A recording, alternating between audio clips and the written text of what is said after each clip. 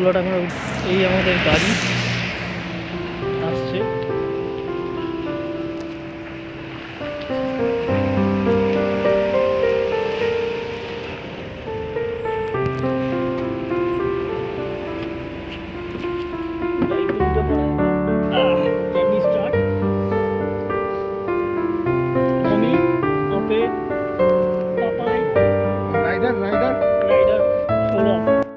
আমরা রাত 12টায় বেরোলাম এবং রাস্তায় খুবই ট্রাফিক ছিল, যার জন্য খুব একটা ভিডিও আমি তুলিনি। আর এটা একটা ছোট্ট টাইম ল্যাপস। বাজে রাত 2:20 মধ্যরাত। আমরা এসে পৌঁছেছি একটা ধাবায়। এই সেই ধাবা, নাম অজানা। তো আমরা বেরিয়েছিলাম 11:30 12টা, আর এই 2টোর সময় এসে একটা ধাবায়। সবে এখনো 175 কিলোমিটার বাকি। আমাদের সব বন্ধুরা এখন কিছু খাওয়া দাওয়া করছে এখানে।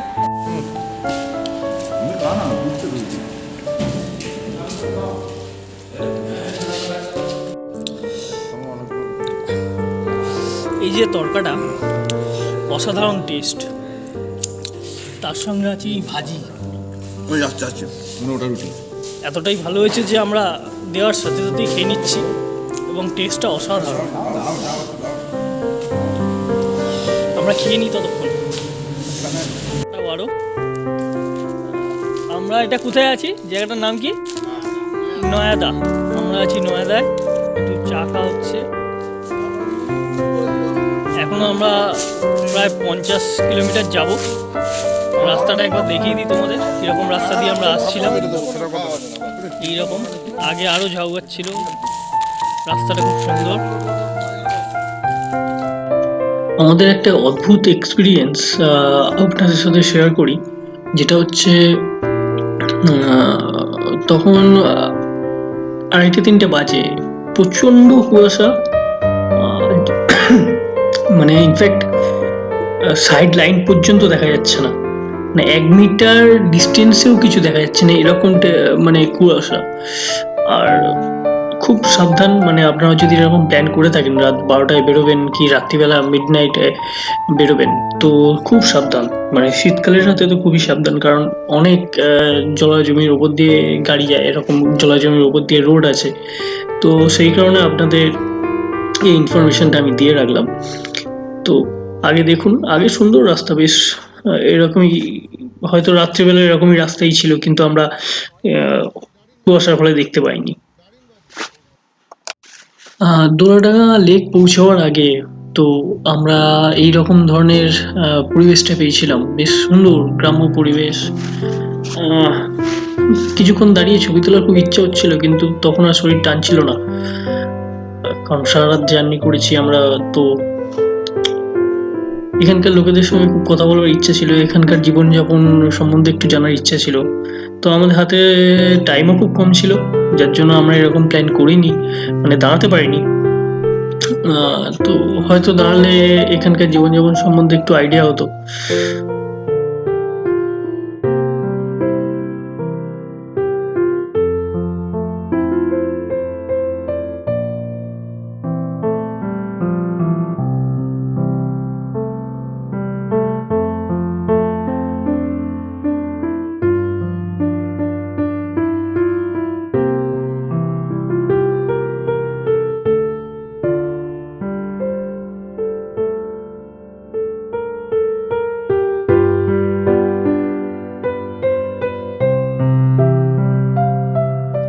এই জাস্ট এসে পৌঁছলাম, এখন বাজে 8:20।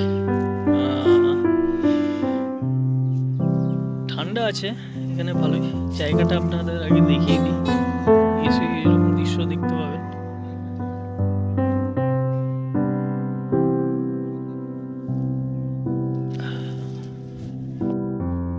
এই সেই ক্যাম্প, এই দিক দিয়ে আমরা এলাম।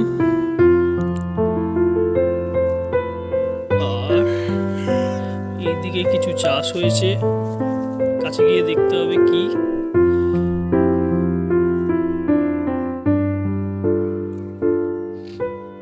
আমরা এই জাস্ট টিফিন করলাম এখানে আপনার আটার লুচি আর ঘুগনি। ইনফ্যাক্ট এখান থেকে যদি আপনি চান যে কিছু একটু কোল্ড ড্রিঙ্কস নেবেন বা কিছু কিনবেন, খাবার জিনিস কিনবেন, এখানে কোনো দোকানপাট কিছু অ্যাভেলেবেল নয়। এখান থেকে আপনাকে প্রায় 15 কিলোমিটার দূরে যেতে হবে। তো পুরো একটা বেলা বা একটা দিন খুব হলে আপনারা এখানে কাটাতে পারবেন। আর যারা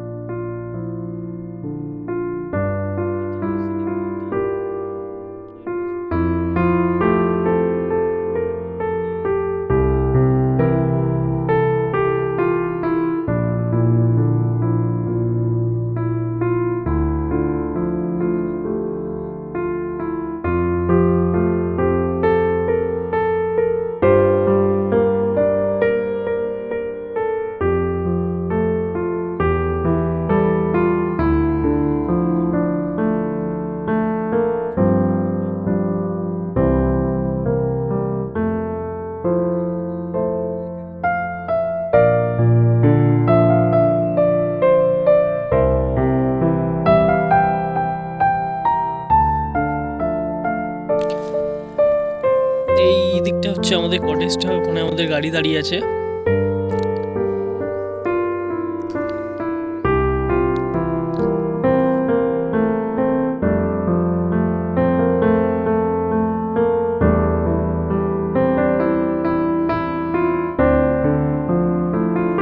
তিন চারটে ওয়াশরুম আছে, তো সবকটা ওয়াশরুমই যতজন ক্যাম্পের আছে সবাই ইউজ করছে। তো স্বাভাবিক ব্যাপার একজনকে রাখা উচিত তার মেনটেন্যান্সের জন্য, সেটা নেই।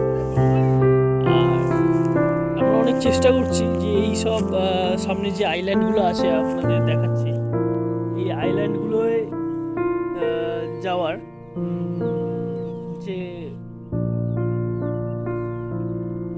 নৌকা বা কিছু আছে সেই সব কিছুই এখন আমরা পাচ্ছি না। মানে কোনো এখান থেকে বলছে, হোটেল থেকে বলছে না এরকম কোনো ফেসিলিটি আমাদের নেই। কিন্তু আমরা যখন বুক করেছিলাম তখন বলা হয়েছে 1000 টাকার মতো বুকিং, আমাদের মুকুটমণিপুর নিয়ে যাওয়া হবে, এরকম বলে আমাদের বুকিংটা হয়েছিল।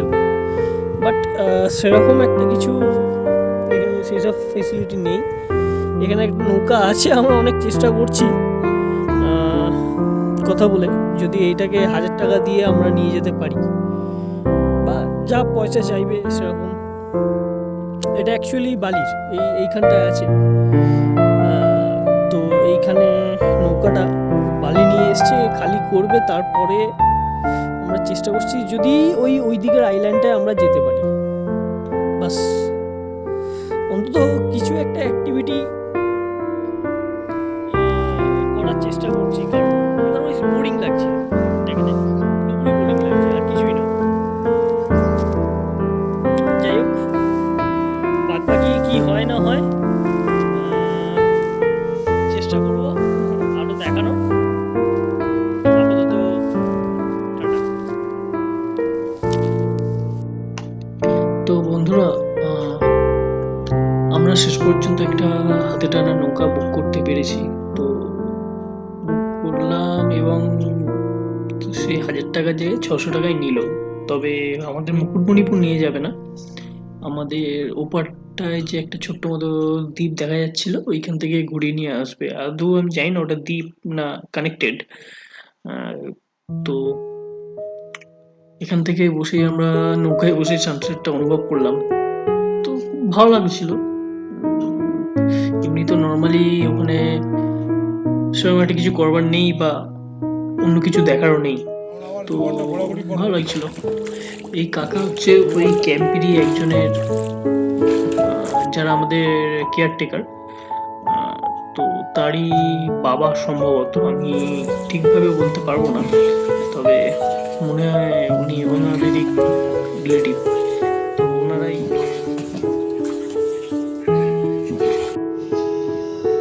তো বন্ধুরা, সানসেটটা দেখে আমরা ফিরলাম এবং সেরকম একটা কিছু করার ছিল না সেদিনকে। তো আমরা এখানেই ডিনারটা সেরে নিয়ে, কারণ সারা রাত জার্নি হয়েছে, তো শুয়ে পড়লাম ডিনারটা সেরে নিয়ে, আর কিছু একটা অ্যাক্টিভিটি করিনি। তো ডে ওয়ানটা আমরা এখানেই শেষ করলাম। ডে টুতে আমরা গেছিলাম অযোধ্যা পাহাড়, তার কিছু ভিডিও নিয়ে আবার আসবো নেক্সট এপিসোডে। Bye bye.